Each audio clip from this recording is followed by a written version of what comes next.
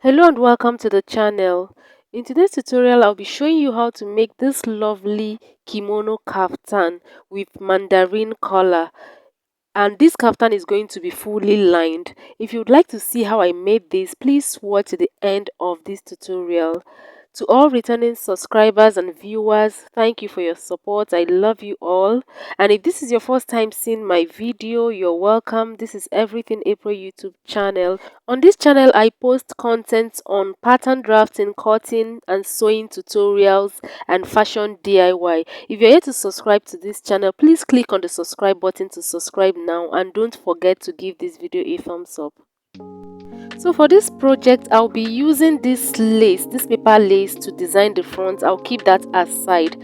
I'll folded the front into two and the back into two. This will be a cut together sleeve. It's in form of kimono cotton, and at the back I'll be installing a zipper. And like I said, this dress will be fully lined, so you can see my zipper allowance. Okay, I have 1.25 inches for my zipper allowance, and I folded the front and the back into two. So from my start line, I have measured 10.5 inches as the bust point line, 16.5 inches as the waist line, 25 inches as the hip line, and then the length of this dress is going to be 59 inches, and I added 1.5 inches hemming allowance to that. On the shoulder line, I'm going to measure 3 inches, which is the neck width. Then I'm also going to measure 8.5 inches, which is half of the shoulder measurement. From this measurement for half of the shoulder, I'm going to measure extra 12 inches, which is the length of the sleeve. This is cut together sleeve. Okay, so the total measurement I have on the shoulder line is 20.5 inches. From that 20.5 inches, I came down by 1.5 for shoulder slope, and I'm going to connect that to the 3 inches point I measured for the neck width. After doing the shoulder slope, I'm going to take half inch joining allowance for joining the front shoulder and the back shoulder together. So I'm going to connect as shown.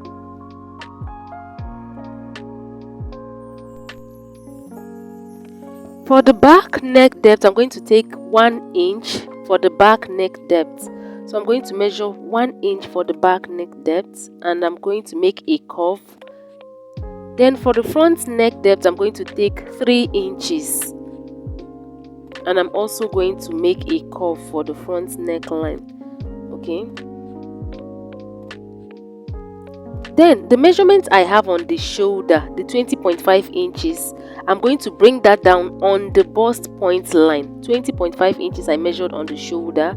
I'm going to bring that down to the bust point line, and then I'm going to connect this measurement to the measurement on the shoulder line. I'll then take the body measurements. So on the bust point line, I'm going to impute quarter of the bust measurement plus extra quarter inch ease. You can take up to half inch or 1 inch depending on what you want. Then I'm going to add 1.5 inches sewing allowance to that measurement. Then on the waistline, I'm going to impute quarter of the waist measurement plus half inch for ease. Then I'm going to take 1.5 inches sewing allowance. On the hip line, I'm going to impute quarter of the hip measurement plus half inch ease, and then add the 1.5 inches sewing allowance. I'm going to connect all these measurements as you can see as I'm demonstrating.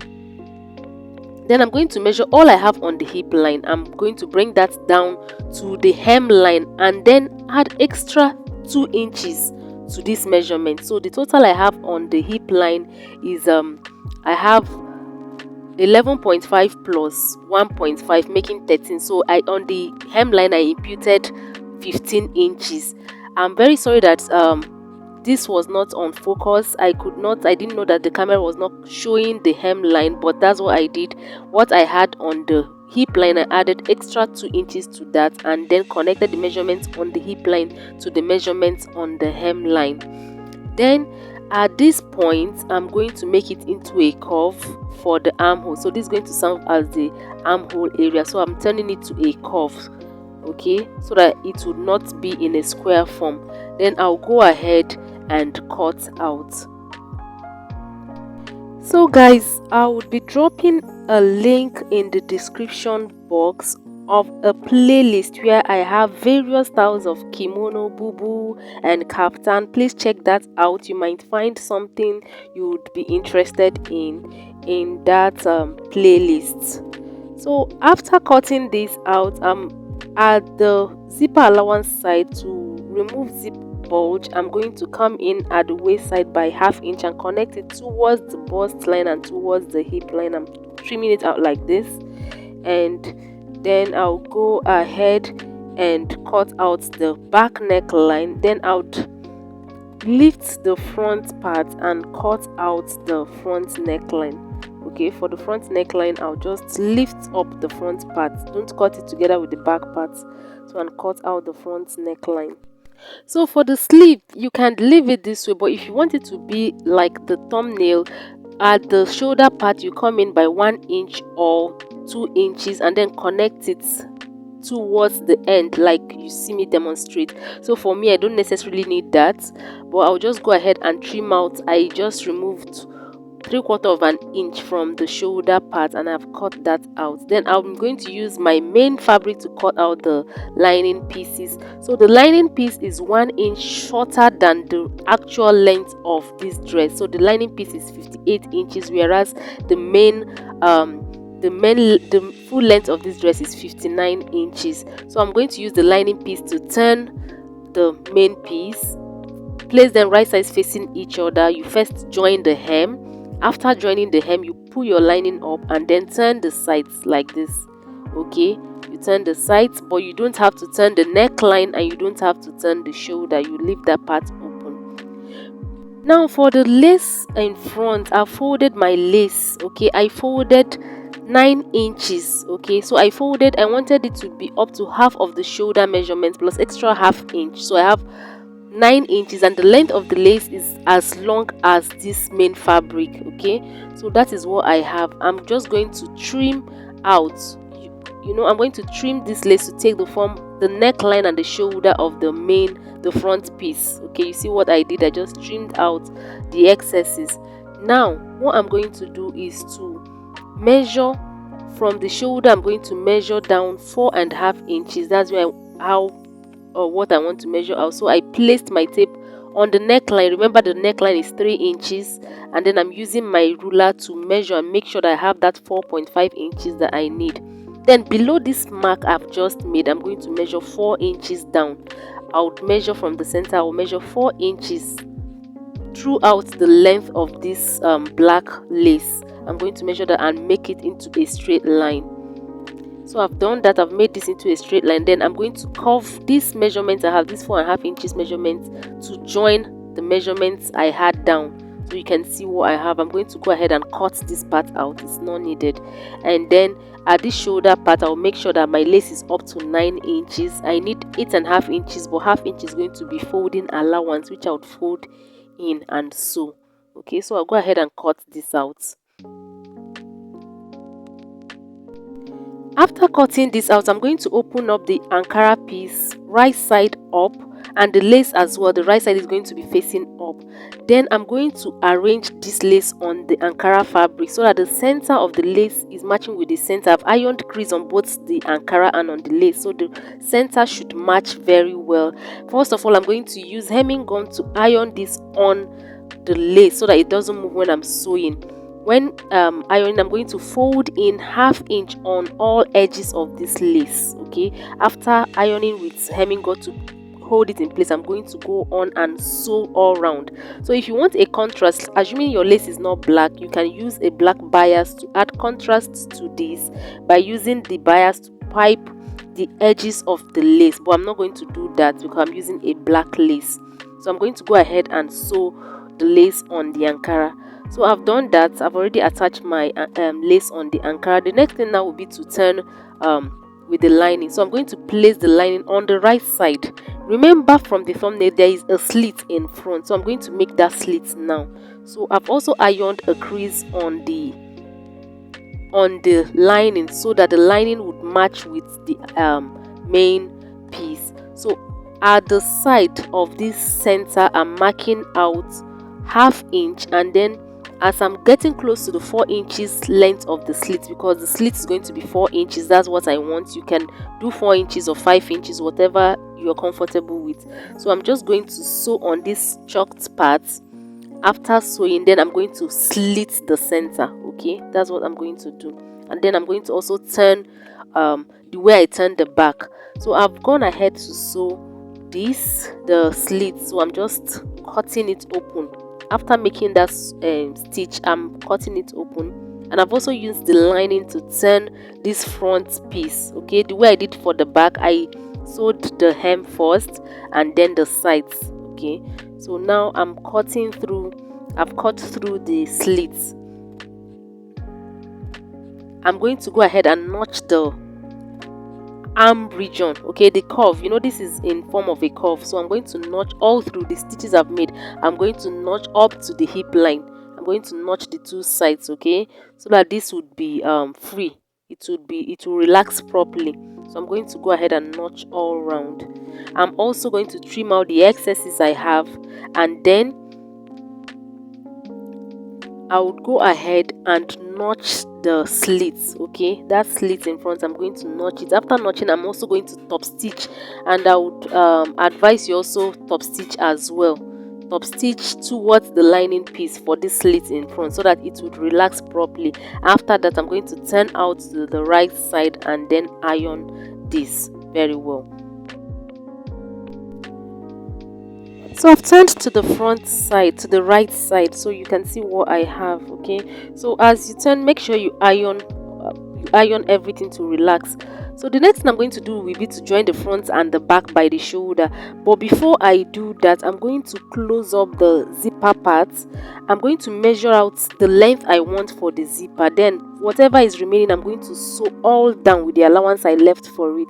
Then I'm going to place them right sides facing each other and join them by the shoulder. Okay, so I've done that. This is what I have. I've ironed and I've joined them by the shoulder. I've closed the back allowance. For the part I'll be attaching the zipper, I used a running stitch, a gather stitch to hold it, so you can see I can open it later to attach my zipper. So I'm going to attach a lace to the sleeve part. So you cut the length will be as long as what you have as your sleeve, and the width here, I have my lace width is about 2.5 inches, so I'll attach this to the sleeve. And I've also cut out some pieces for the pocket. So after attaching that lace to the sleeve, I'll just go ahead and close up the sides. Okay, I'll just use the allowance I have. The pocket will be attached at the waistline at that 16.5 inches. I measured it, and I'll attach my pocket. So if you don't know how to attach pockets, I'll be dropping a link to a video where I made a gathers gown, bustier gown that is gathers. So you just check out how I attach the pocket there. That's the same way I'll be attaching this. So after attaching the pockets, I'll just go ahead and close the sides with the allowance I left for it. At the hem, I'll be leaving a slit of about 14 to 16 inches. So I'll go ahead and do all this, and then we'll come back for the collar. I have sewn them together. I've closed the sides. So the next thing now will be to measure my neckline to enable me cut the bishop collar. So what you're going to do is, remember the slit in front, so measure from one side of the front to the back of that side. Okay, I'm measuring from the front, okay, to the back, one part, and I measured, I had 9.5 inches. Measure yours. Your measurements or what you get might not be the same what I got, so measure yours carefully. I have 9.5. That means if you multiply it, because they have 2 sides, I'll have about 19 inches. So I'll just remember what I have, then I'll use it to cut the collar. So I'll be cutting my collar on this gum stay. My gum stay is on fold because I'll be cutting 2 pieces. Remember, it's 2 sides now. So I've ruled a line as the base, and I've also ruled a line that will act as the center line, and I've just measured out 9.5 inches, and I also divided that 9.5 inches into 2, giving me 4.75 inches. So I'll be noting the center point of this 9.5 inches. Okay, so that is what I've just done. I measured 9.5 inches length, I divided that into 2, and I'll be making it into a straight line this way, and the center point, which will be acting as the beginning of the back part. Okay, so that is what I've just done. Then from this front side, center front, this is my center front, I would come up from the baseline by half an inch. This is because the neck is not straight, it's curved, so I want this also to take a curvy shape. So I would connect it to that midline. Okay, you can see what I have. Then from here I would then start taking the measurement of the height of my collar. So you can make the height of your collar 1 inch, 1.5, 1.25, 1.75, or even 2 inches, whatever works fine for you. So I'll go ahead and take my own measurement. Initially here I was taking a measurement of 1 inch, but after taking that measurement I felt like adding it a little bit, so I went ahead and remeasured and measured 1.25. so my collar height is 1.25 inches, so I'm going to go ahead and remeasure again and take 1.25 inches. That's what I'm doing. This second measurement is just the 1.25 because I decided to increase my collar height to 1.25 inches. So after taking this measurement, I'm going to use my curved ruler to connect this curvy part. The front part is curvy. I'm going to connect the dots in front and then use a straight ruler to connect the back part, which is straight. Then to avoid gaping at this center front part, at the top part, I'm going to come inward by half an inch so that it would be a bit tight at the neck, it won't gape. So I came in by half an inch and I'm going to connect it to the base of this collar this way. And I'll go ahead and cut out my collar piece. So they are on this gum stay is on fold, so I'm just going to cut it for the two sides of the collar. Because of the slit in front, this is not cut on fold, it's just cut two pieces. So I'll cut this, then I would place my gum stay on my fabric and iron it on the fabric. I'll iron it, I'll use it to cut out the fabric, and I would cut with 1/2 inch allowance all round. I'm noting the up and the down of the collar, okay, so that I will not make mistake. Then when I'm cutting, after ironing this on, I ironed on the wrong side of the ankara, okay. Then after cutting with the ankara, I'm going to use the ankara to cut the lace piece. You see I have two pieces for each side of the collar. So what I'm going to do now will be to sew them together. Right sides are facing each other. I'm going to sew the upper part and the sides with the 1/2 inch allowance I left for both collar. I'm going to sew this way to this point and leave the part that will be attached to the neck line open. So I'm going to do that and show you. I've sewn them together and I'm trimming out the excesses, so you can see what I have. I'm trimming out the excess. I'll do the same for the other one. Then I'm going to notch. You want to notch so that everything will relax properly. After notching, I'm going to turn it to the right side and go ahead and iron this very well before I attach it to the neckline. I've ironed them properly. I also ironed in the allowance for attaching it to the neckline, okay. I've ironed everything. So the way I'm going to join this collar, I want to join it once, okay. So I'll just be pinning. Make sure you know the center part. The center front should be at the center front. The lace part is the right side of the collar, the ankara side is the wrong side of the collar.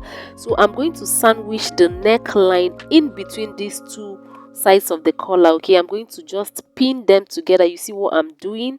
So I'll take it in the neckline in by about 1/2 inch and pin together. When I pin all around, I'm going to sew it together once, okay. So this is just one way of attaching your collar.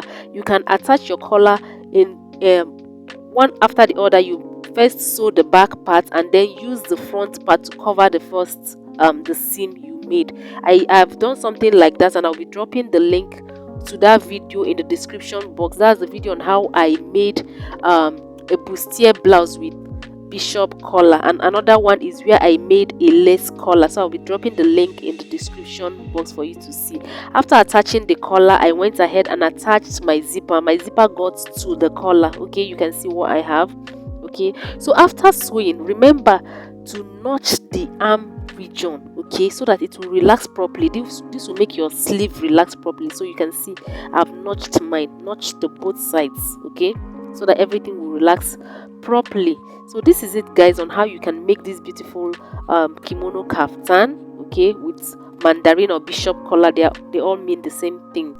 So thank you guys for watching. We've come to the end of this tutorial. Don't forget to give this video a thumbs up.